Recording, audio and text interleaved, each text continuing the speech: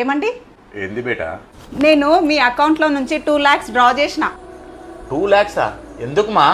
మీకు ప్రమోషన్ వచ్చింది కదా, ఆ సంతోషంలో నేను ఒకటి కొన్నా. ప్రమోషనే కదనే, 2000 5000 పెట్టి ఏదైనా కొనుక్కుంటే అయిపోతుండే కదా, 2 లక్షలు ఖర్చు పెట్టాల్సిన అవసరమా అనే? ఇన్ని పైసలు సంపాదిస్తున్నావు కదా, ఏం చేస్తావు? వచ్చేటప్పుడు ఏం తెచ్చినావు, పోయేటప్పుడు ఏం తీసుకుపోతాం? ప్రతి దానికి పిసినర్తనం చేస్తావు. సరే అమ్మా సరే, ఏం తెచ్చినావు అసలు చూపి. ఏం తెచ్చినా చూపియాలా? ఇగో. వావ్, బంగారు గాజులు. ఎట్లున్నాయి, బాగున్నాయా? గాజులు చాలా బాగున్నాయి, నీ చేతి ఇంకా బాగుంటాయి మా.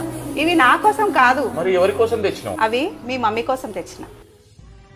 నువ్వు ఇంత ఉన్నత స్థాయికి రావడానికి, ఇంత సక్సెస్కి కారణం మీ అమ్మ.